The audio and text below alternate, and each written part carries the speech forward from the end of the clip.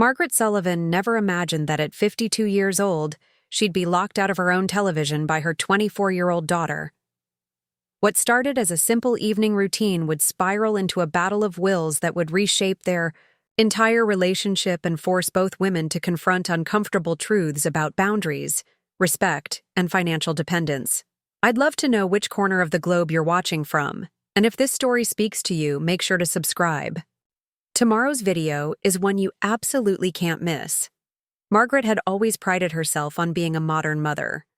When her daughter Emma graduated from college 2 years ago with a degree in marketing, Margaret didn't hesitate to welcome her back home while she searched for the right job opportunity. After all, the job market was competitive, and Margaret's spacious 3-bedroom house in suburban Phoenix had plenty of room.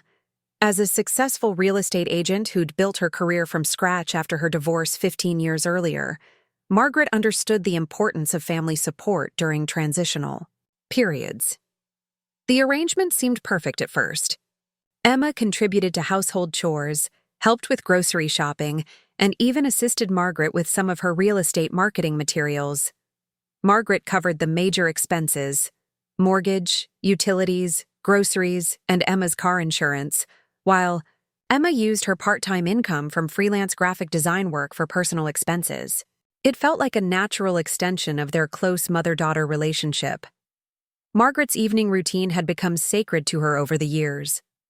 After long days showing properties, negotiating deals, and managing client expectations, she looked forward to unwinding on her leather sectional with a glass of wine and her favorite shows. She'd discovered several crime documentaries and reality TV programs that helped her decompress. The large 65-inch smart TV in the living room was her sanctuary, equipped with every streaming service imaginable. Emma had always been tech-savvy, even as a child. While Margaret struggled with programming the coffee maker's timer, Emma effortlessly navigated smartphones, tablets, and streaming platforms.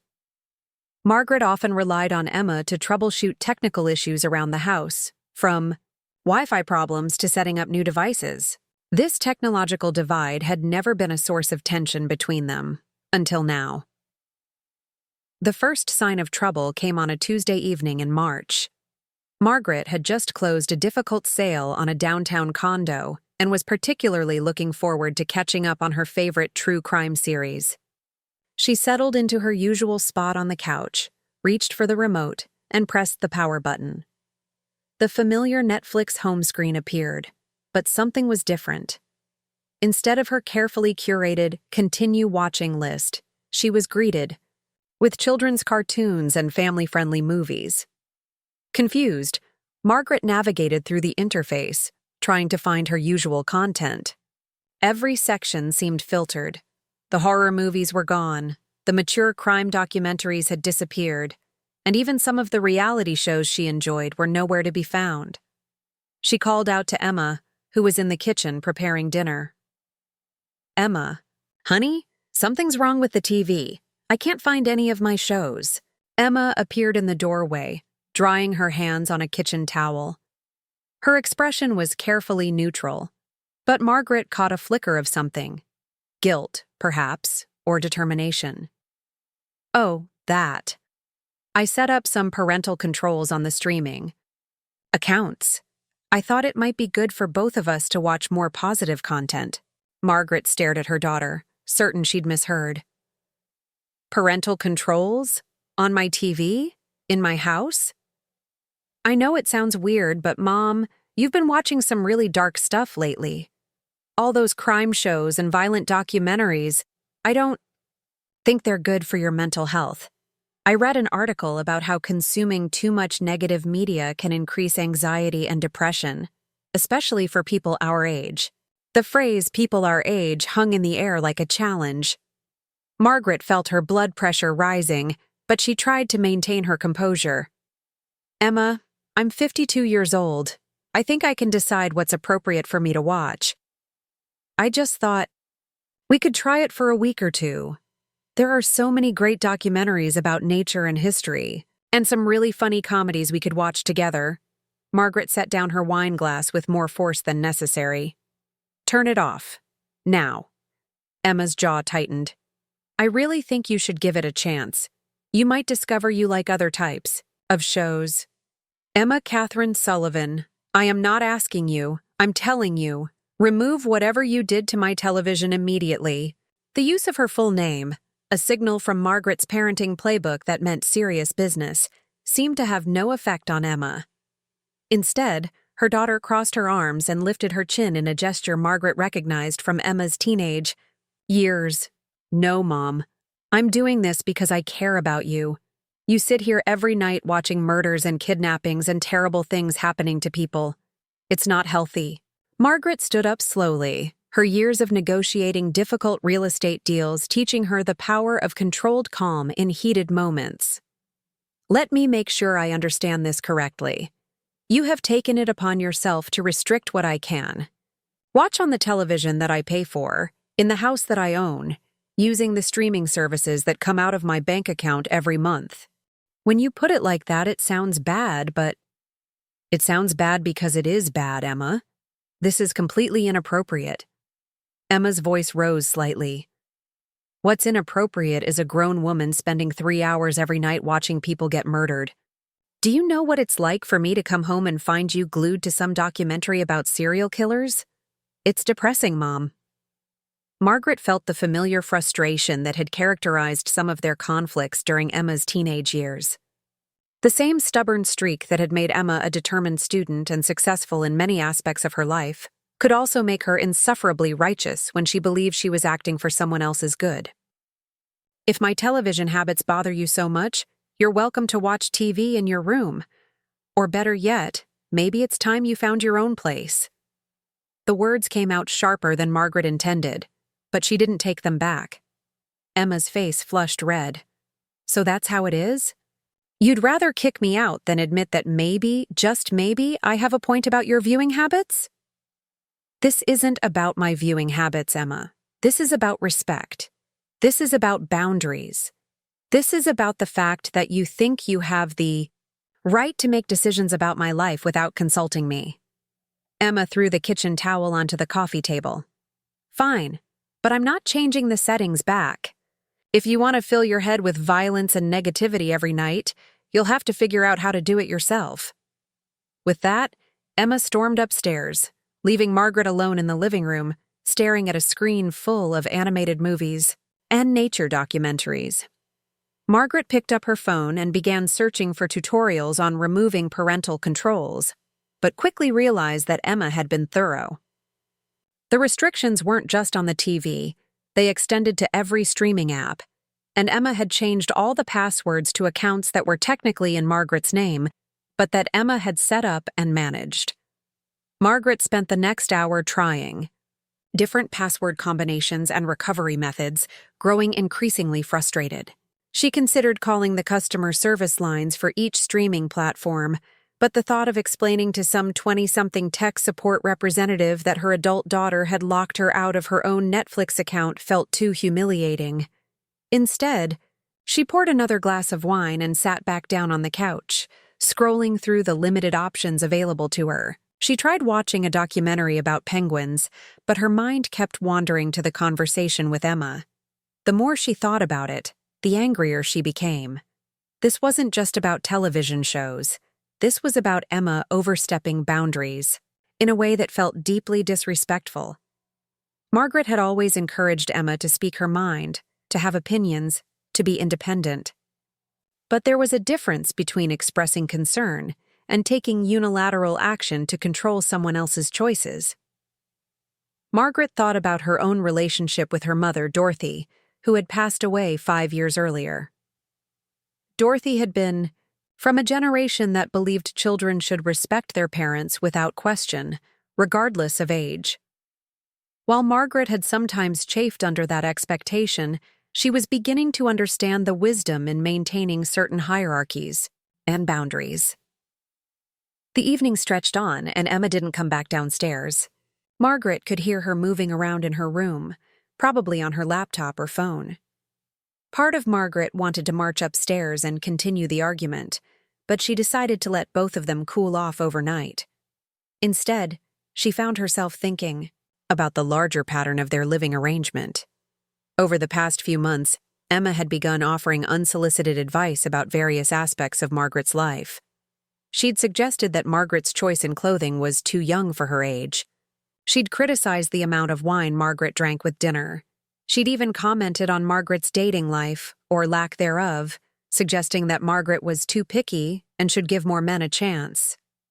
At the time, Margaret had dismissed these comments as well-intentioned concern from a daughter who cared about her mother's well-being. But now, viewed in the context of Emma's decision to restrict Margaret's television viewing, these comments took on a different tone. It seemed Emma had appointed herself as the arbiter of appropriate behavior for her 52-year-old mother.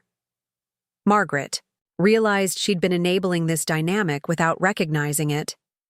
By accepting Emma's technical help with various devices and accounts, she'd inadvertently given Emma administrative control over aspects of her digital life. Emma had access to Margaret's Netflix account, her Amazon Prime, her Hulu subscription, and even her cable provider's streaming app. What had seemed like convenient assistance had become a tool for control. The next morning, Margaret woke early and made coffee, expecting Emma to join her in the kitchen as she usually did before starting her day. Instead, Emma remained upstairs until nearly 10 o'clock, emerging only briefly to grab a granola bar before announcing she was going out to meet friends. "We should talk about last night," Margaret said. "A lot of love and effort went into bringing this story to life. If you're enjoying it, we'd be so grateful if you'd subscribe to our channel. Now, back to where we left off." "There's nothing to talk about, unless you're ready to admit I was." "Right," Emma replied without looking at her mother. Margaret watched her daughter leave, noting the defiant set of Emma's shoulders. This wasn't going to resolve itself through normal conversation. Emma had drawn a line in the sand, and she was clearly prepared to defend her position. Over the next 3 days, Margaret attempted several times to engage Emma in conversation about the television situation, but Emma remained steadfast. She maintained that she was acting in Margaret's best interest and refused to reverse the parental controls. Meanwhile, Margaret found herself increasingly frustrated with the limited viewing options available to her in her own home. The situation might have continued indefinitely if Margaret hadn't run into her neighbor, Patricia Chen, while checking the mail on Friday afternoon. Patricia was a retired therapist who had become a good friend over the years, and she immediately noticed Margaret's unusually tense demeanor. "Everything okay, Margaret? You seem stressed." Margaret found herself explaining the situation, initially, intending to keep it brief, but finding that once she started talking, the whole story poured out. Patricia listened without judgment, occasionally nodding or asking clarifying questions. "It sounds like you and Emma are having a boundary issue," Patricia said when Margaret finished. "Have you considered that this might not really be about the television?" "What do you mean?" "Well, Emma's been living with you for 2 years now. She's an adult, but she's still financially dependent on you. That can create some complicated dynamics. Sometimes people assert control in small areas when they feel powerless in larger ones." Margaret considered this perspective. "So, you think she's trying to feel more equal in our relationship by controlling what I watch?" "It's possible. Or it could be that she's genuinely concerned about you and expressing it poorly. Either way, the underlying issue seems to be about respect and autonomy, both yours and hers." That evening, Margaret made a decision. Instead of continuing to argue with Emma about the television controls, she would address the larger issues in their living arrangement. It was time for both of them to examine what their current situation was really costing them. Margaret spent Saturday morning researching the financial support she'd been providing Emma over the past 2 years. What she discovered surprised even her. Beyond the obvious expenses like groceries and utilities, she'd been covering Emma's health insurance premium, car insurance, cell phone bill, and a storage unit for Emma's college furniture. She'd also been paying for streaming services, the household Wi-Fi upgrade to support Emma's work-from-home needs, and various subscription services they shared. When she tallied everything up, Margaret realized she was contributing nearly $100 per month toward Emma's living expenses. This didn't include the countless smaller purchases, coffee runs, takeout dinners, gas money, or the new laptop she'd bought Emma 6 months ago when her old one crashed during an important client project. The revelation struck Margaret as both enlightening and troubling. She'd never viewed these expenses as particularly burdensome because her real estate business was doing well, and she'd always believed in investing in her daughter's future. But seeing the numbers laid out in black and white made her realize how significant her financial contribution truly was. Margaret's phone rang, interrupting her calculations. The caller ID showed her sister Linda's number. "Hey, Linda, what's up? I'm calling because Emma texted me yesterday asking if I could talk some sense into you about your unhealthy television obsession. Care to explain what's going on?" Margaret felt her jaw clench. Not only had Emma refused to back down from her position, but she'd also decided to involve other family members in their dispute. "Emma has decided that I watch too much crime television, so she put parental controls on my TV without asking me. When I told her to remove them, she refused." Linda was quiet for a moment. "Wait, she actually restricted what you can watch? In your own house?"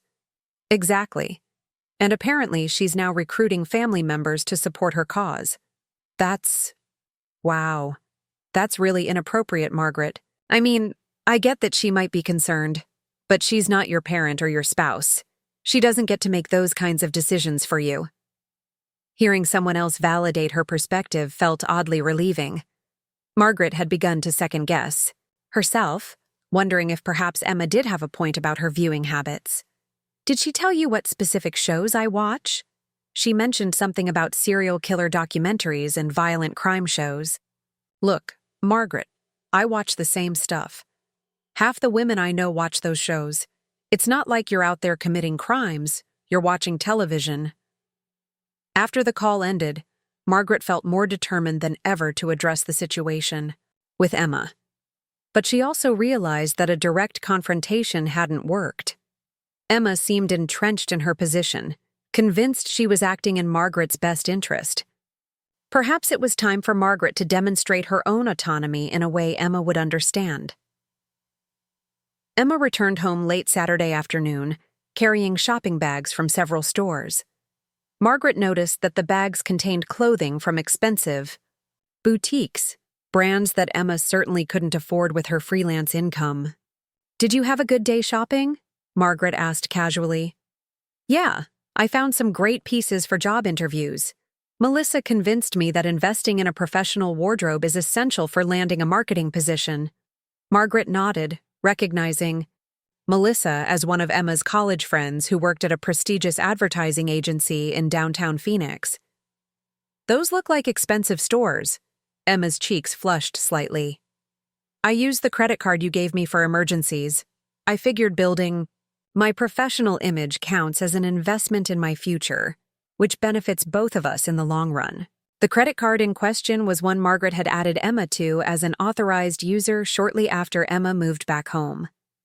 It was intended for genuine emergencies or household purchases when Margaret wasn't available. Over time, its use had expanded to include Emma's personal expenses, though they'd never explicitly discussed the boundaries of what constituted appropriate usage. "How much did you spend today?" "About $400. But Mom, these pieces are investment pieces. A good blazer and professional pants can make the difference between getting hired and getting passed over." Margaret calculated that $400 would cover nearly a month of the streaming services Emma had restricted. The irony wasn't lost on her. "Emma, we need to have a serious conversation about our living arrangement." Something in Margaret's tone must have alerted Emma to the gravity of the moment. She set down her shopping bags and took a seat across from Margaret at the kitchen table. "I've been thinking about our situation since the television incident," Margaret began.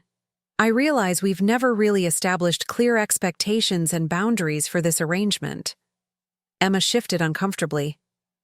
"What do you mean?" "I mean that, Over the past 2 years, our relationship has evolved into something that's not quite parent and child, but also not quite two independent adults sharing a home. And I think that ambiguity is causing problems for both of us. I don't understand what this has to do with the TV situation. Margaret pulled out the notepad where she'd calculated Emma's monthly expenses. Let me share some numbers with you. Every month, I contribute approximately $1,800 toward your living expenses. That includes your share of utilities, groceries, insurance premiums, and various subscription services. It doesn't include one-time purchases like your laptop or today's shopping trip. Emma stared at the notepad, her expression shifting from confusion to something resembling alarm. I've never asked you to contribute to the mortgage, because this is my home, and I'd be paying it regardless of whether you lived here. But I've been covering expenses that directly benefit you, and I've been doing it gladly because I want to support you during this transitional period. Mom, I'm grateful for everything you do. I know you are, Emma, but here's what I've realized. Our current arrangement has created an imbalance that's affecting how we interact with each other. You feel comfortable making decisions about my life, like restricting my television viewing, partly because the lines of authority and responsibility in our relationship have become blurred. Emma's voice was smaller now. I was just trying to help. I believe that, but help should be offered, not imposed. When you decided to put parental controls on my television without discussing it with me first, you crossed a line from offering help to exercising control. Margaret could see Emma processing this perspective, her expression cycling through various emotions. I've decided that we need to restructure our arrangement to be more equitable and to establish clearer boundaries. What does that mean? Margaret had spent considerable time thinking through her approach. She wanted to be fair but firm, corrective but not punitive. It means that starting next month, you'll be responsible for contributing to the expenses that directly benefit you. I estimate that would be about $600 per month, which covers your portion of utilities, groceries, streaming services, and insurance premiums. Emma's eyes widened. $600? Mom, I don't make that much from freelance work. Then you'll need to find additional income sources. There are part-time positions available, or you could expand your freelance client base. Or, Margaret paused deliberately, you could find your own place to live. You're kicking me out because of the TV thing? I'm not kicking you out, Emma. I'm establishing boundaries that should have been in place from the beginning. You're 24 years old with a college degree. It's reasonable to expect you to contribute financially to your living expenses. Emma was quiet for several minutes, staring at the notepad with Margaret's calculations. And if I can't afford the $600? Then, we'll need to discuss alternative arrangements. Maybe you move back home with specific parameters about mutual respect and boundaries. Or maybe you find roommates and rent an apartment. Or maybe you take a full-time job that you wouldn't prefer but that provides the income you need for independence. Margaret could see Emma's mind working, trying to find an angle or argument that would restore the previous status quo. This is about more than money, isn't it? Emma asked finally. Yes, it is. It's about respect and autonomy and the fact that financial dependence shouldn't give you the right to make decisions about my personal choices. But you're using money to control my behavior. Isn't that the same thing? Margaret had anticipated this argument. No, Emma, it's not the same thing. I'm not trying to control your behavior. I'm establishing that if you want to be treated as an equal in this relationship, equal enough to make decisions about my television viewing, then you need to contribute equally to the household expenses that you benefit from. Emma stood up abruptly and began pacing around the kitchen. This feels like punishment. It's not punishment. It's a natural consequence of the current dynamic in our relationship. You want to be treated as an adult with the authority to make decisions that affect both of us? Then you need to take on adult responsibilities. What if I agree to change? The TV settings back? Margaret shook her head. That ship has sailed, Emma. This isn't about the television anymore. This is about establishing a healthier dynamic between us going forward. Emma sank back into her chair, looking defeated. I was trying to take care of you. I know you were. But taking care of someone doesn't mean making unilateral decisions about their life. It means expressing your concerns respectfully and letting them make their own choices. I read all these articles about how violent media affects mental health, especially for women over 50. I genuinely thought I was helping. Margaret felt her anger soften slightly at Emma's admission, but she maintained her resolve. Emma, if you were concerned about my mental health, the appropriate response would have been to have a conversation with me about your concerns, not to secretly restrict my access to my own entertainment. I tried to talk to you about it before, remember? A few months ago I mentioned that you seem to watch a lot of dark shows. Margaret did remember that conversation, vaguely. Emma had made a casual comment about Margaret's viewing preferences, but it hadn't felt like a serious expression of concern at the time. You mentioned it in passing, Emma. You didn't sit me down and explain that you were genuinely worried about my well-being. There's a difference between a casual observation and expressing real concern. Emma nodded reluctantly. I guess I could have handled it differently. We both could have handled a lot of things differently over the past 2 years. That's why we need to establish clearer expectations moving forward. Margaret pulled out another piece of paper she'd prepared. I've written up a proposed agreement for our living arrangement. It covers financial contributions, household responsibilities, and mutual respect guidelines. Emma took the paper and scanned it quickly. This looks like a lease agreement. In some ways it is. It establishes that you're not just my daughter staying temporarily in my home, you're an adult resident contributing to a shared household. The agreement outlined Emma's monthly financial contribution, her responsibilities for certain household tasks, and explicit expectations about mutual respect and decision-making. Most importantly, it established that neither party would make unilateral decisions affecting the other's personal choices or property. Can I think about this overnight? Emma asked. Of course, but Emma, I want to be clear about something. If you choose not to sign this agreement, or if you can't meet the financial obligations it outlines, you'll need to make alternative living arrangements by the end of next month. Emma's face went pale. You're serious about this? Completely serious. I love you, Emma, and I want you to succeed. But I also need to be treated with respect in my own home. And I think deep down, you need the independence that comes with taking full responsibility for your own life. That evening, Margaret noticed that the parental controls on the television had been removed. When she settled onto the couch with her wine and remote, she found all her shows restored to their previous prominence on her streaming platforms. Emma didn't join her in the living room as she usually did, and Margaret could hear her making phone calls upstairs, probably reaching out to friends for advice or potential roommate situations. Margaret selected a documentary about a cold case murder investigation and settled in to watch. But she found herself distracted, thinking about the conversation with Emma and wondering if she'd been too harsh. Part of her wanted to go upstairs and tell Emma they could work out a compromise, that maybe the $600 contribution was too steep. But another part of her, the part that had built a successful business from nothing after her divorce, knew that this moment was crucial for both of them.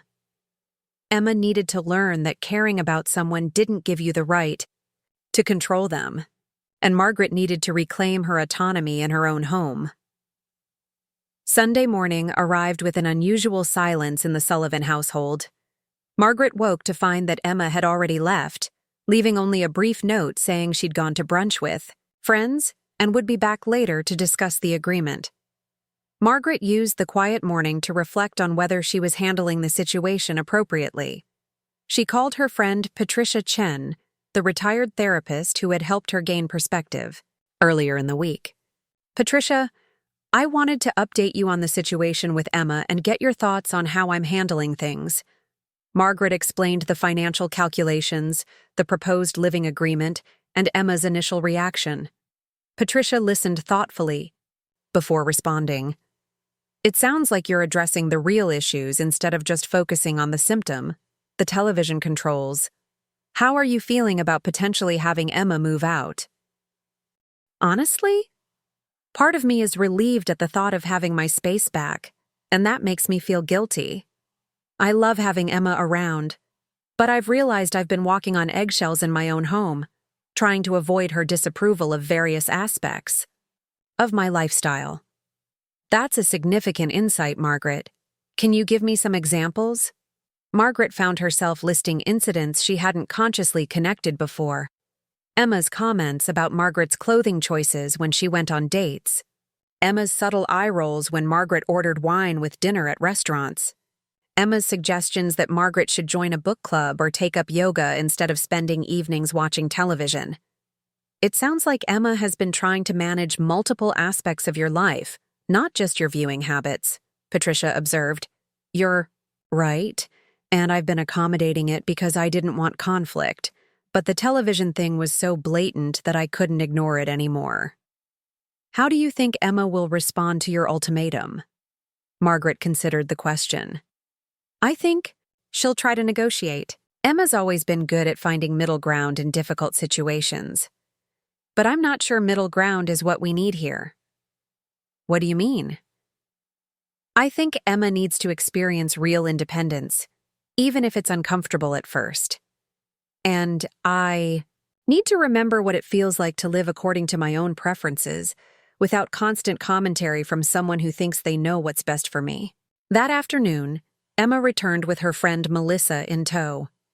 Melissa was a polished young woman who worked in marketing for a high-end resort chain. Margaret had met her several times and found her pleasant, though perhaps a bit entitled. Mrs. Sullivan, Emma told me about the situation you two are working through, Melissa said, settling herself at the kitchen table as if she'd been invited to mediate. I hope you don't mind me saying, but I think there might be some room for compromise here. Margaret glanced at Emma, who had the grace to look slightly embarrassed. Emma, I thought we agreed you'd think about the agreement overnight and we'd discuss it privately. I did think about it, and I talked to Melissa because she's been through something similar with her parents when she moved back home after college. Melissa nodded enthusiastically. My parents were really rigid about expectations when I moved back home, but we worked out a system where I contributed to household expenses based on my income level, not some arbitrary amount they decided on. Margaret felt her patience thinning. The amount isn't arbitrary, Melissa. It's based on the actual costs that Emma incurs by living here. But Emma's just starting her career. Expecting her to pay $600 a month when she's only making maybe $800 or $900 from freelance work doesn't leave her with much room to save money or invest in her professional development. Margaret looked directly at Emma. Is this how you want to handle this conversation? With your friend advocating for you? Emma shifted uncomfortably. I just thought it might help to have an outside perspective. The outside perspective I'm interested in is yours, Emma, not Melissa's interpretation of what you should do. Melissa seemed oblivious to the tension she'd created.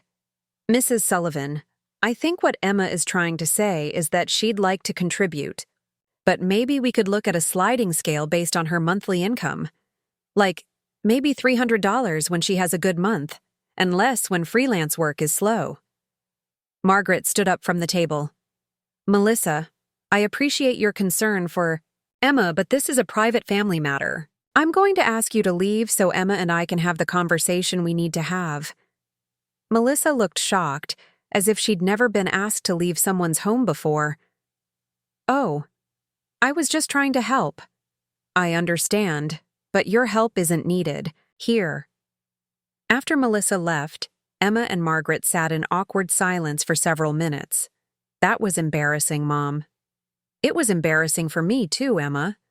I felt like I was being tag-teamed by two people who seemed to think I'm being unreasonable for expecting my adult daughter to contribute to her own living expenses. Emma's voice was defensive. I never said you were being unreasonable. I just think $600 is a lot when my income varies so much from month to month. Margaret had anticipated this argument and had prepared her response.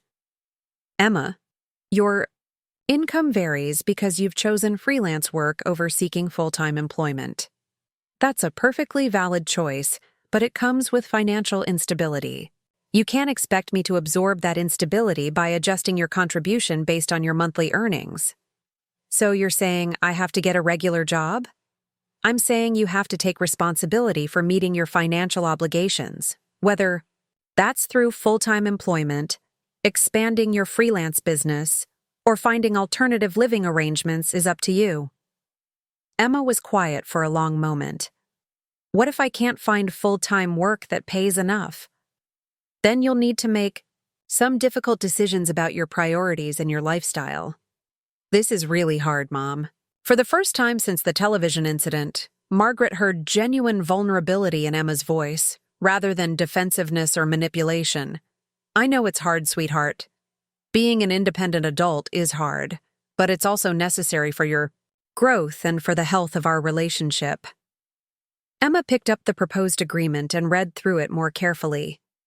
This section about mutual respect and decision-making. Does this mean you'll never give me advice about anything? It means I won't make unilateral decisions about your personal choices, and you won't make unilateral decisions about mine. We can certainly share opinions and concerns with each other, but the final decisions about our individual lives remain with each of us. Even if I think you're making a mistake? Margaret smiled slightly. Even then, just like I'll respect your right to make decisions I might disagree with. Emma continued reading. It says here that either party can terminate the agreement with 30 days' notice.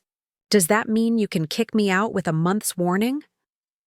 It means either of us can end this arrangement if it's not working. You could decide you'd rather live somewhere else, or I could decide that having a housemate isn't working for me anymore. Have you decided that? Margaret considered her answer carefully. I haven't decided anything yet. I want to see if we can make this new arrangement work. But Emma, I also want you to know that if you do move out, it doesn't mean I love you less or that I'm abandoning you. It might mean we both get the space we need to have a healthier relationship. Emma set down the agreement. I need to ask you something, and I want you to be honest. Okay. Do you think I've been trying to control you? Margaret appreciated the directness of the question. Yes, I do. I think you've been trying to manage aspects of my life that aren't your responsibility to manage. And I think I enabled it by not setting boundaries earlier. Emma's eyes filled with tears. I wasn't trying to be controlling. I was trying to take care of you. I know that was your intention, but taking care of someone and controlling them can look very similar from the outside. The difference is whether the person wants and asks for that care. I thought you needed someone to look out for you. You've been alone for so long, and you don't date much, and you spend so many evenings by yourself watching TV. Margaret felt a pang of understanding. Emma, I appreciate that you worry about me, but being alone isn't the same as being lonely. I enjoy my own company. I like my evening routine. I'm perfectly capable of taking care of myself. But what if something happened? To you? What if you got sick or hurt and there was no one around to help? Margaret realized they'd stumbled onto one of Emma's deeper fears. Is that what this is really about? You're worried about something happening to me? Emma nodded, tears spilling. Over. When Dad left, it was just us for so long. And then I went to college, and you were here by yourself. And now I'm back. But I know it won't be forever, and I worry about you being alone. Margaret moved to sit beside Emma on the couch, putting an arm around her daughter's shoulders. Oh, sweetheart. I understand that fear. But trying to control my lifestyle choices isn't going to protect me from life's uncertainties. I know that. Logically, I know that. But seeing you watch all those shows about terrible things happening to people, it made me feel like you were inviting negativity into your life. Emma, those shows are entertainment for me. They're puzzles to solve. Stories about justice being served. They don't make me afraid of the world. They actually make me feel more informed about it. Emma wiped her eyes. I never thought about it that way. And that's okay. We don't have to understand each other's preferences. We just have to respect them. They sat together quietly for a few minutes before Emma spoke again. If I sign this agreement and I can't make the $600 some months, what happens? We'll cross that bridge when we come to it. But Emma, I need you to understand that signing this agreement means committing to try your best to meet these obligations. It's not a safety net that allows you to fall back on me whenever things get challenging. Emma picked up the agreement again. Can I make one modification?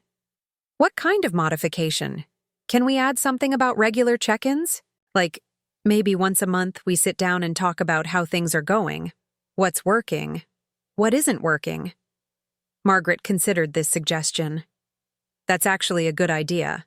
It would give us a structured way to address issues before they become major problems. Emma found a pen and wrote a brief addition to the agreement. There.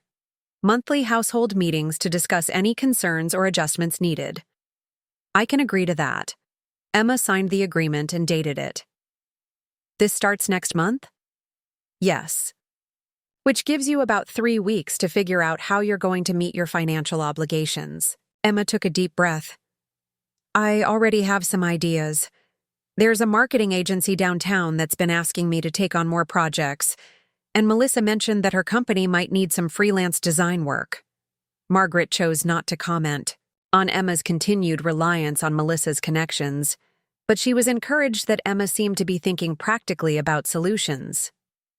What about the storage unit? Emma asked. That's one of the expenses you listed, but it's for my college furniture. You'll need to decide if you want to keep paying for storage or if you want to sell those items. That's part of taking responsibility. For your own expenses. Emma nodded. I've been putting off dealing with that stuff anyway. Maybe it's time to let go of some of it. That evening, Margaret noticed Emma working on her laptop at the kitchen table instead of joining her in the living room as had become their habit. When Margaret asked if she wanted to watch a movie together, Emma declined, explaining that she was reaching out to potential clients and updating her portfolio. Margaret settled onto the couch alone, scrolling through her newly unrestricted streaming options. She selected a documentary about a missing person case, but found herself thinking more about her conversation with Emma than focusing on the show. The day had revealed layers to their conflict that Margaret hadn't fully understood before. Emma's controlling behavior stemmed partly from genuine anxiety about Margaret's well-being, and partly from their unclear relationship dynamics. Margaret realized that her own reluctance to establish boundaries had contributed to the problems. The documentary credits rolled. Margaret felt cautiously optimistic about their new arrangement.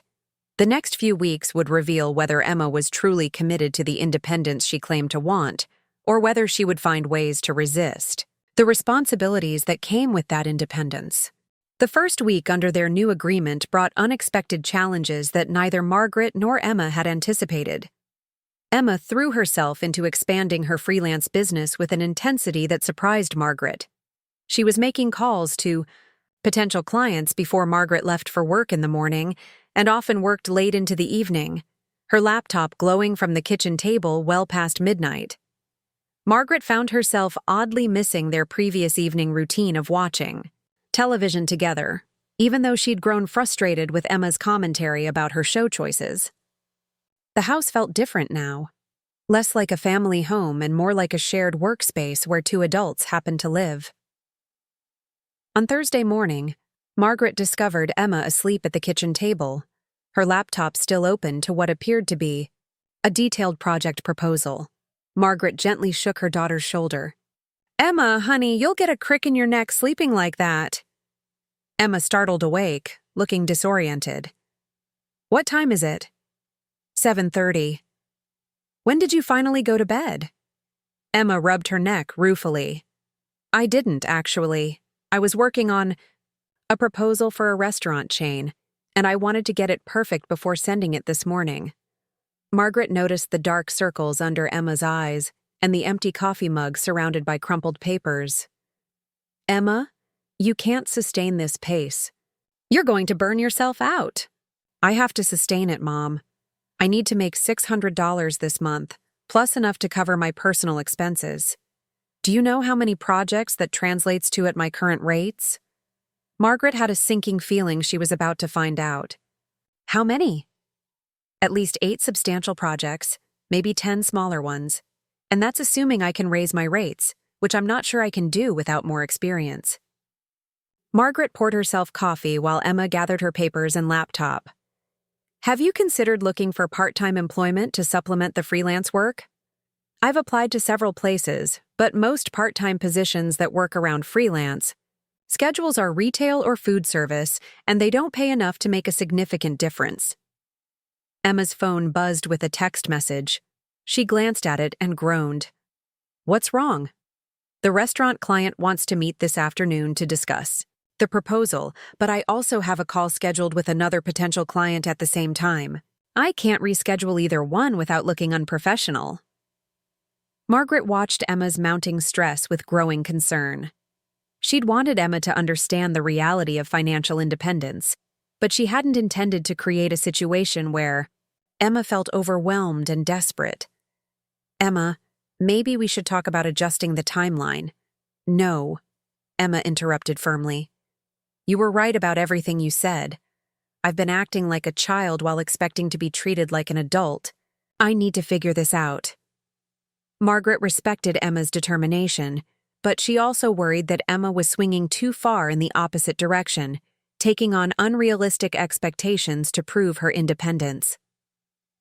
That afternoon, Margaret returned, home to find Emma on the phone in what sounded like a tense conversation with a client. I understand your timeline concerns, but the scope of work you're describing is significantly larger than what we initially discussed. No, I can't complete a full rebrand and website design in 2 weeks for that budget. Margaret could hear the frustration in Emma's voice, but also a professionalism she hadn't witnessed before. Emma was learning to advocate for herself in business situations, a skill that would serve her well regardless of where she lived. The call ended with Emma agreeing to submit a revised proposal with adjusted timelines and pricing.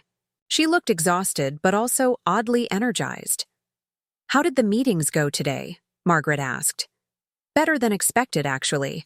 The restaurant client loved the proposal and wants to move forward.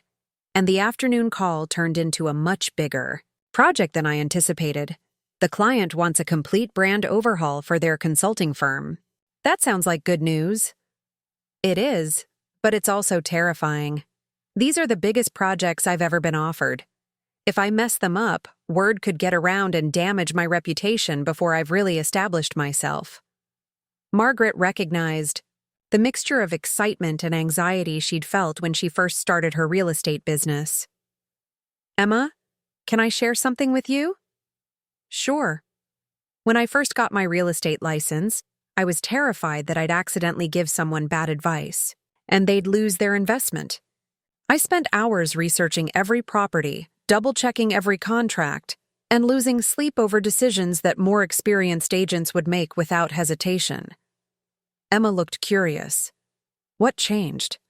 I realized that competence comes from doing the work, not from feeling ready to do the work. You're never going to feel completely prepared for bigger challenges.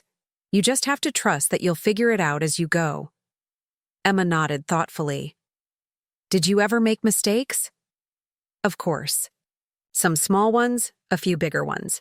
But I learned from each one, and my clients got the best effort I could give them at the time. That's all anyone can ask for. Over the following days, Margaret watched Emma develop a more structured approach to her work. She created spreadsheets, tracking her projects, deadlines, and income projections. She established designated work hours and began treating her freelance business like the professional endeavor it was becoming. The transformation was remarkable, but it also highlighted how much potential Emma had been wasting while living without clear expectations or financial pressure. Margaret began to wonder if her previous support, well-intentioned as it was, had actually hindered Emma's development rather than helping it. Saturday morning brought their first monthly check-in meeting. As outlined in their agreement, Emma had prepared an agenda and printed copies for both of them, approaching the conversation with the same seriousness she now brought to her client work. "I want to start by acknowledging that this week was harder than I expected," Emma began.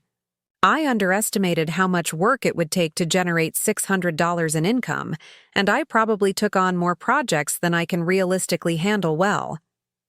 Margaret appreciated Emma's honest assessment. "What do you think you learned from the experience?" "That I need to raise my rates and be more selective about projects. I was saying yes to everything because I was panicking about making enough money, but that's not sustainable." Emma showed Margaret her spreadsheet, which detailed her current projects, their payment schedules, and her projected income for the month.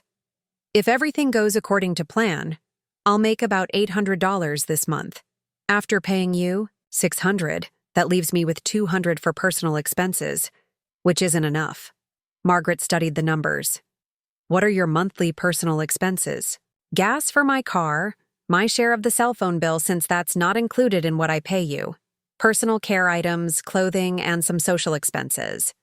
I estimate about $350 minimum. So you need to generate closer to $950 monthly to meet all your obligations." "Right, which means either finding more clients, raising my rates, or getting supplemental income from a part-time job." Margaret was impressed by Emma's analytical approach. To the problem. "What's your plan?" "I'm going to raise my rates for new clients starting next month. I'm also going to propose ongoing retainer relationships with my best clients, which would provide more predictable monthly income. And I applied for a part-time position at the marketing agency downtown that Melissa mentioned." "How do you feel about potentially working for someone else after enjoying the flexibility of freelance work?" Emma considered the question. "Honestly, I think I might learn a lot from being in a structured environment with experienced professionals, and having some guaranteed income would take pressure off the freelance work, which might actually make me better at it." Margaret realized that Emma was developing the kind of strategic thinking that would serve her well in any career path she chose. "I have something to share with you too," Margaret said. "I've been thinking about our living arrangement and what I want from it going forward." Emma looked slightly alarmed. "Are you having second thoughts about the agreement?" "No, but I am. Having thoughts about how to make it work better for both of us. I realized this week that I miss having someone to talk to in the evenings, but I don't miss feeling judged for my choices. I'm sorry about the judgment thing. I didn't realize how that was affecting you. I think we could find a middle ground, where we spend time together without you feeling responsible for managing my lifestyle choices." Emma smiled. "I'd like that. I've missed our evening conversations too, even if I was being obnoxious about your TV shows." They spent the rest of their meeting discussing practical adjustments to their routine and expectations. Emma would continue, working in the kitchen when she needed to take evening calls, but they'd try to have dinner together most nights and watch television together when Emma's schedule allowed. "There's one more thing I want to discuss," Margaret said. "Your storage unit." Emma's expression became sheepish. "I went to look at it this week. Half the stuff in there is furniture I don't need and textbooks I'll never reference again. I think I can get rid of most of it." "What about the pieces you want to keep?" "I was thinking about asking if I could move some items into the garage if you're okay with that. The rest I can sell or donate." Margaret considered this request. The garage had space, and it would save Emma the monthly storage fee while allowing her to keep items that had sentimental value. That seems reasonable, as long as we're talking about a manageable amount of items, and you take responsibility for organizing them properly. Emma's relief was visible. "Thank you. That would help a lot financially." As their meeting concluded, Margaret felt cautiously optimistic about their evolving relationship. Emma was rising to meet the challenges of independence while maintaining her connection with Margaret. The boundaries they'd established seemed to be creating space for a more mature relationship rather than driving them apart. That evening, Emma finished her work by 8 o'clock and joined Margaret in the living room. She didn't comment on Margaret's choice of a psychological thriller series, simply settling onto the couch with her own book. while Margaret watched television. It was a small moment, but it represented significant progress. They were learning to share space without one person trying to control the other's choices. Margaret realized this was what she'd been hoping for all along: companionship without judgment, support without control. Sunday brought unexpected drama when Emma's friend Melissa called with news that would test their new arrangement in ways neither of them had anticipated. "Emma, you need to come downtown right now," Melissa said, her voice audible through Emma's phone speaker. "There's been a situation with that marketing agency job you applied for." Emma looked at Margaret with confusion and concern. "What kind of situation?" "I can't explain over the phone. Just meet me at the coffee shop across from their office building. And Emma, you might want to bring your mom." Margaret and Emma arrived at the downtown coffee shop to find Melissa pacing outside, visibly agitated. Her usual polished appearance was disheveled, and she kept checking her phone nervously. "Melissa, what's going on?" Emma asked as they approached. "We need to sit down. This is complicated." Melissa led them to a corner table inside the cafe, glancing around as if she was worried about being overheard. "The marketing agency position you applied for, there's been a development, a big one." Emma leaned forward. "Did I get the job? Did I not get the job? Just tell me." "You got it. But there's a problem." Melissa took a shaky breath. "The problem is how you got it." Margaret felt a chill of apprehension. "What does that mean?" Melissa looked directly at Emma. "I may have exaggerated your qualifications when I recommended you to my contact at the agency." Emma's face went pale. "What kind of exaggerations?" "I told them you had 2 years of professional marketing experience instead of just freelance work, and I said you'd managed campaigns with budgets over $50,000. "Melissa, I've never managed a campaign with a budget over $5,000. You know that." "I know. But I thought if you got the interview, you could impress them enough that the experience thing wouldn't matter. People inflate their qualifications all the time." Margaret watched Emma process this information, seeing a mixture of anger and panic cross her daughter's face. "So they offered me a position based on qualifications I don't actually have?" "Technically, yes. But Emma, you're smart and capable. You could learn on the job. Lots of people do." Emma stood up abruptly. "Melissa, do you understand what you've done? If they find out I lied about my experience, I'll be fired immediately. And word could get around the industry that I'm dishonest. You didn't lie. I did. And they're not going to find out unless you tell them." Margaret had been listening to this exchange with growing alarm. "Melissa, you put Emma in an impossible position. She can't accept a job under false pretenses." "Mrs. Sullivan, with respect, Emma needs this job. She's been stressing about money constantly, and this position pays well enough to solve her financial problems." Emma sank back into her chair. "How much does it pay?" $42,000 annually, plus benefits. That's about $3,500 a month before taxes." Margaret could see Emma calculating how much that would change her financial situation. Even after taxes and her contribution to household expenses, Emma would have significantly more money than she was making from freelance work. "What exactly would I be doing in this position?" Emma asked. "Assistant account manager. You'd be supporting senior staff on client campaigns, helping with research and presentation preparation, some social media management."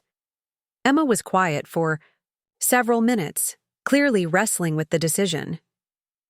Margaret recognized the internal struggle between Emma's ethical instincts and her practical need for financial stability. "I can't take it," Emma said finally. "I won't start a career by lying about my qualifications." Melissa looked incredulous. "Emma, this is a huge opportunity. These kinds of positions don't come along often, especially for someone just starting out. Then I'll have to create my own opportunities through honest means." Margaret felt a surge of pride in Emma's decision, even though she could see it was difficult for her daughter to turn down such a substantial income increase. "Melissa, You need to contact your friend at the agency and withdraw Emma's application, Margaret said. And you need to do it in a way that doesn't implicate Emma in the misrepresentation. Melissa's face flushed red. I was trying to help Emma. I thought you'd both be grateful. Help doesn't involve lying or putting someone else's reputation at risk, Emma replied firmly. Please call them now and tell them I've decided to focus on expanding my freelance business instead. Melissa made the call reluctantly, explaining to her contact that Emma had decided to pursue other opportunities. Margaret noticed that Melissa carefully avoided mentioning the false qualifications she'd provided. After Melissa left, Emma and Margaret sat in the coffee shop processing what had just happened. Are you okay? Margaret asked. I'm disappointed, but I'm also relieved. Can you imagine if I'd taken that job and then been exposed as unqualified? It would have been humiliating. I'm proud of you for making the ethical choice, even though it was the harder one financially. Emma stirred her coffee thoughtfully. This whole situation made me realize something. I've been so focused on meeting the $600 requirement that I was willing to consider compromising my values. That's not the kind of person I want to be. What do you mean? I mean that when Melissa first told me about the salary, part of me wanted to take the job even knowing it was based on false information. The money would have solved my immediate problems, and I convinced myself I could somehow make it work. Margaret appreciated Emma's honest self-reflection. But you didn't take it. That's what matters. Only because I imagined how I'd feel explaining to you that I got a job through lying. I realized I'd rather struggle financially than disappoint you or compromise my integrity. They walked back to Margaret's car in contemplative silence. As they drove home, Emma's phone rang with a call from an unknown number. Hello, this is Emma Sullivan. Margaret could hear pieces of the conversation but couldn't make out the details. Emma's responses suggested she was speaking with a potential client. Yes, I'm available for a consultation this week. That timeline is definitely manageable. I can send you my portfolio and some references. When the call ended, Emma looked stunned. That was Dr. Jennifer Walsh. She's a psychologist who wants to hire me to design marketing materials for her new practice. How did she get your number? Apparently, the restaurant client I've been working with recommended me. Dr. Walsh needs a complete branding package. Logo, website, business cards, brochures, and she wants to establish an ongoing relationship for monthly marketing support. Margaret could see Emma's excitement building as she explained the scope of the project. If I can land this client and a few others like her, I might not need a part-time job at all. I could focus entirely on building my freelance business. That sounds promising. What's your next step? I'm meeting with her tomorrow to discuss her needs and provide a project estimate. I need to spend tonight preparing a presentation that will convince her I'm the right person for the job. That evening, Margaret watched Emma work with a focus and professionalism that impressed her. Emma researched Dr. Walsh's background, studied the marketing approaches of other psychology practices, and created a preliminary brand concept to present during their meeting. Emma, can I ask you something? Sure, Emma replied without looking up from her laptop. A few weeks ago, you seemed overwhelmed by the prospect of generating $600 a month. Now you're talking about potentially earning enough to live independently on freelance work alone. What changed? Emma paused her work and considered the question.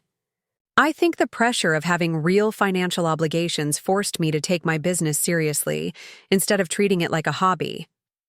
When I knew you'd cover my expenses regardless of how much I earned, I didn't have much incentive to push myself. So the financial pressure was actually helpful? It was terrifying at first, but yes, it was helpful. It made me realize I was capable of more than I thought. Margaret reflected on this insight. Her previous financial support, intended to help Emma transition into adulthood, had actually delayed that transition by removing the natural consequences of financial choices. There's something else, Emma continued. Having to advocate for myself with clients, Set my own rates, and manage my own schedule has given me confidence I didn't have before. I feel more like a real professional instead of someone playing at being a business owner. Tuesday's meeting with Dr. Walsh exceeded Emma's expectations. The psychologist was impressed with Emma's preparation and professionalism, and she offered Emma a comprehensive project worth nearly $2,000, plus a monthly retainer for ongoing marketing support. She also gave me referrals to 2 other professionals who are looking for marketing help, Emma told Margaret excitedly when she returned home. If I can land even one of those clients, I'll be earning more than I would have at the agency job. Margaret was genuinely happy for Emma's success, but she also recognized an opportunity to address another aspect of their relationship. Emma, I want to talk about something. Now that your income is stabilizing, I think we should discuss the long-term plan for your living situation. Emma's expression became guarded. Are you asking me to move out? I'm asking what you want for your future. Do you see yourself living here indefinitely? Or do you think there's a timeline for moving into your own place? Emma was quiet for a moment. Honestly, I hadn't thought that far ahead. I've been so focused on meeting the monthly contribution requirement that I haven't planned beyond that. I think it might be helpful for both of us to establish some longer-term goals. Not because I want you to leave, but because having a plan might help you make better business decisions. What kind of plan? Margaret had been thinking about this conversation for several days. Maybe we could set a goal for you to save enough money over the next year to move into your own apartment. Having that target might help you determine what level of income you need to sustain independently. Emma nodded slowly. That makes sense, and it would give me something concrete to work toward. We could adjust your monthly contribution to include a savings component. Instead of just covering your share of household expenses, you could pay a slightly higher amount with the extra going into a separate account for your future housing costs. Like forced savings? Exactly. It would help you develop the discipline of living below your means while building toward independence. Emma seemed intrigued by this idea. How much are we talking about? Maybe an additional $100 or $150 a month. Enough to make a difference in your savings, without being overwhelming. So $750 total monthly contribution? Something like that. We could work out the exact details based on your income projections. Emma pulled out her laptop and opened her financial spreadsheet. If I land the other 2 clients Dr. Walsh referred me to, and if I can maintain the retainer relationships, I think I could manage that. Margaret watched Emma calculate different scenarios, impressed by how seriously she was taking the financial planning process. There's one more thing I want to discuss, Margaret said. If you're going to be building a sustainable business, you should probably formalize it legally. Consider forming an LLC, getting business insurance, setting up proper accounting systems. I hadn't thought about that. It seems complicated. It is complicated, but it's also important for protecting yourself and establishing credibility with clients. I could help you research the process, or we could hire an accountant to help you set it up properly. Emma looked overwhelmed, but also excited by the prospect of legitimizing her business. Would you really help me with that? Of course. I want to see you succeed, Emma, but I want you to succeed on your own merits, with honest qualifications and sustainable practices. As they worked together on Emma's business planning that evening, Margaret realized their relationship had fundamentally shifted. Instead of Margaret providing one-way support to a dependent daughter, they were becoming 2 adults who could collaborate and support each other while maintaining their individual autonomy. The television incident that had seemed so significant just weeks earlier now felt like a catalyst for positive changes neither of them could have anticipated. Emma was developing into a confident professional, and Margaret was rediscovering what it felt like to be respected in her own home, while still maintaining a close relationship with her daughter. 6 months after their agreement went into effect, Margaret and Emma had settled into a rhythm that surprised both of them with its stability and mutual satisfaction. Emma's business had grown beyond her initial projections, with a client roster that included Dr. Walsh's psychology practice, 2 other healthcare professionals, a boutique law firm, and several small retail businesses. The transformation in Emma's confidence and professional demeanor was remarkable. She now conducted client meetings with poise, negotiated contracts assertively, and had even hired a part-time assistant to help with administrative tasks. Her monthly income had stabilized at around $1,500, well above the $750 she contributed to household expenses and savings. Margaret found herself genuinely enjoying their evolved living arrangement. Emma had become an ideal housemate, responsible, respectful, and independent, while still maintaining the warmth of their mother-daughter relationship. They shared meals and evening conversations without the underlying tension that had characterized their interactions before the television incident. The success of their arrangement became apparent during a conversation Margaret had with her sister, Linda, during one of their regular phone calls. "I have to say, Margaret, whatever you did to handle that situation with Emma really worked. She sounds so much more mature and focused when I talk to her now. She's become a completely different person in the best possible way. I think she needed the structure and expectations more than either of us realized. And how are you feeling about everything? Any regrets about taking such a hard line?" Margaret considered the question while watching Emma through the kitchen window, where she was taking a business call with what appeared to be a new client. "No regrets at all. If anything, I wish I'd established boundaries sooner. We're closer now than we were before, probably because we both feel respected in the relationship." Linda laughed. "It's funny how sometimes you have to create distance to get closer." That evening brought an unexpected visitor when Emma's friend Melissa knocked on the front door. Margaret hadn't seen Melissa since the incident with the marketing agency job, and she was curious about what brought her by. "Hi, Mrs. Sullivan. Is Emma home? I wanted to talk to her about something." Emma appeared in the hallway, her expression cautious. "Melissa, what's going on?" "Can we talk privately? I have something important to tell you." Margaret excused herself to give them privacy, but she couldn't help overhearing parts of their conversation from the kitchen. "Emma, I owe you a huge apology about the agency situation.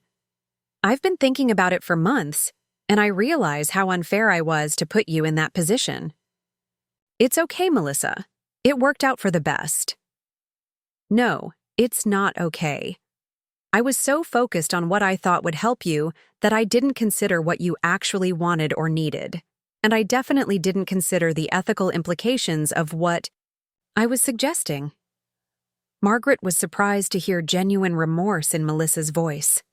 She'd written the young woman off as entitled and manipulative, but perhaps people were capable of more growth than she'd given them credit for. "Actually, Melissa, I'm glad you brought it up because I learned something important from that experience." "What do you mean?" "I learned that I don't want shortcuts or opportunities that aren't based on my actual qualifications. The clients I have now hired me because of my real skills and the work I can actually deliver. That feels so much better than getting something I didn't earn." "You're right. And Emma, your business is doing so well now. Everyone's talking about the work you did for Dr. Walsh's practice. You've built something real." Margaret smiled to herself, proud of both Emma's success and her integrity in building it honestly. After Melissa left, Emma joined Margaret in the living room where she was catching up on one of her crime documentaries. "Mind if I join you?" Emma asked, settling onto the couch with her own book. "Of course not. How was your conversation with Melissa?" "Good, actually. She apologized for the agency situation, and I think she finally understands why I turned down that job." Margaret muted the television to give Emma her full attention. "How do you feel about that whole situation now, looking back?" "Grateful, honestly. If I'd taken that job, I never would have pushed myself to build my own business. I'd be working for someone else, probably making less money, and definitely with less flexibility and creative control. Any regrets about how we handled everything? The agreement? The financial expectations? All of it?" Emma was quiet for a moment, considering. "I was angry at first, especially about the $600 requirement. It felt like punishment for the TV thing. And now? Now I understand that you weren't punishing me. You were forcing me to grow up in ways I'd been avoiding. The financial pressure made me take my business seriously, and the boundaries made me respect your autonomy. Margaret felt a sense of satisfaction at Emma's understanding, but also wanted to acknowledge her own learning process. I made mistakes too, Emma. I should have established clearer expectations from the beginning, instead of letting our arrangement drift into patterns that weren't healthy for either of us. Maybe we both needed to learn some lessons the hard way. They sat in comfortable silence for a few minutes before Emma spoke again. Mom, I've been thinking about the timeline for moving out, and I want to discuss something with you. Margaret felt a familiar flutter of anxiety. Despite enjoying their current arrangement, she'd always assumed Emma would eventually move into her own place. What's on your mind? I've saved enough money for a security deposit and first month's rent on my own apartment. I could move out next month if I wanted to. Margaret tried to keep her expression neutral. How do you feel about that? Honestly, I'm not sure I want to move out yet. I like living here with you, but I also don't want to take advantage of your generosity or overstay my welcome. Margaret realized they'd reached a decision point she hadn't fully prepared for. Emma, you're not taking advantage of anything. You're contributing fairly to household expenses. You're saving money for your future, and you're building a successful business. If you want to stay longer, I'm completely comfortable with that. Really? Really?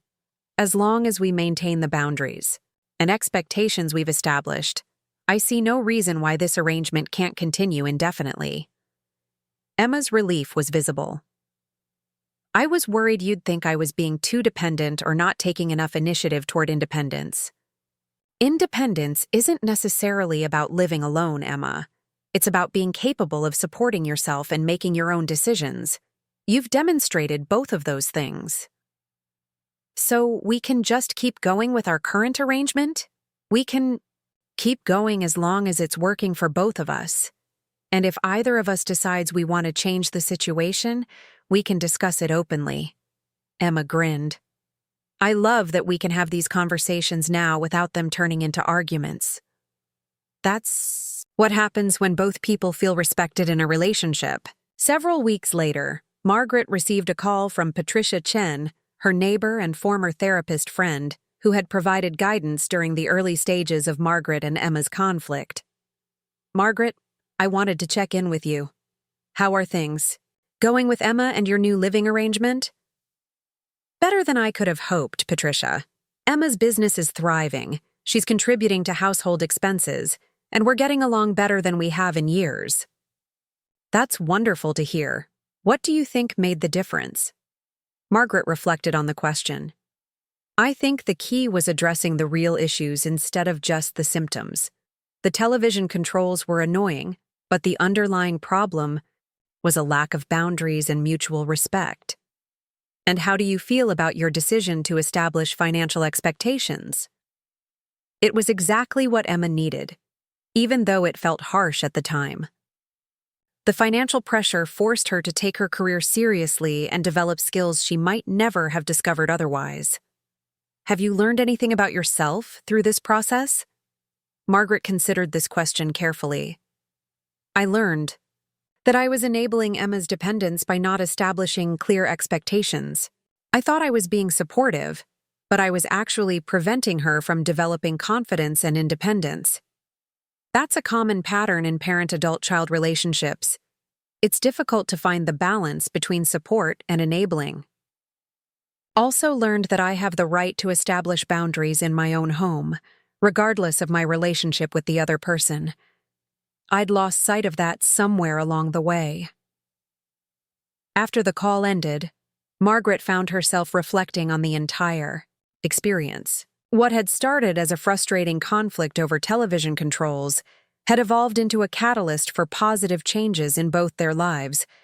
Emma had transformed from someone who was drifting through early adulthood into a confident professional, with a clear sense of direction. Margaret had rediscovered her own autonomy while deepening her relationship with her daughter. That evening, as they prepared dinner together, Emma brought up a topic that surprised Margaret. "Mom, I've been thinking about Dad lately." Margaret's ex-husband had remarried years ago and lived across the country. Emma maintained sporadic contact with him, but they rarely discussed him. "What about him?" "I was thinking about how different our relationship is now compared to how you and Dad related to each other. You two never seemed to respect each other's boundaries or independence." Margaret realized Emma was right. Her marriage had been characterized by constant negotiations over control and autonomy, with neither partner fully respecting the other's right to make independent choices. "I think that's one of the reasons the marriage didn't work," Margaret admitted. "We were both trying to manage each other instead of supporting each other. I'm glad we figured out how to avoid that pattern in our relationship." "Me too, sweetheart." Every day, Margaret settled into her evening routine, watching her crime documentaries while Emma worked quietly at the kitchen table. She felt a deep sense of contentment. Their home had become a place where two independent adults could coexist supportively without sacrificing their individual autonomy. The television remote sat beside her, no longer a symbol of conflict, but simply a tool for accessing entertainment she enjoyed. Emma's laptop glowed from the kitchen table, representing not an escape from family time, but a professional pursuing her ambitions. 6 months earlier, Margaret never would have imagined that Emma's decision to put parental controls on the television would lead to such positive changes in their relationship. But sometimes the most unexpected conflicts create opportunities for the most meaningful growth. Margaret picked up her phone and sent a text to Emma.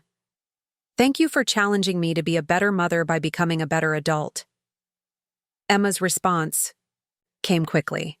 "Thank you for teaching me that real love means respecting someone enough to let them make their own choices."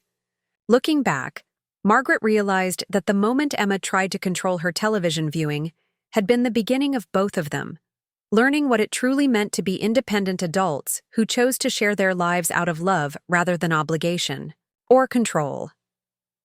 The parental controls were long gone, but the lessons they'd both learned about boundaries, respect, and healthy relationships would last a lifetime. Looking for more? We've got 2 amazing stories ready for you right on screen. If this one touched you, these are absolutely worth your time. Click to watch them now. And hey, subscribe and hit that bell to never miss our latest uploads.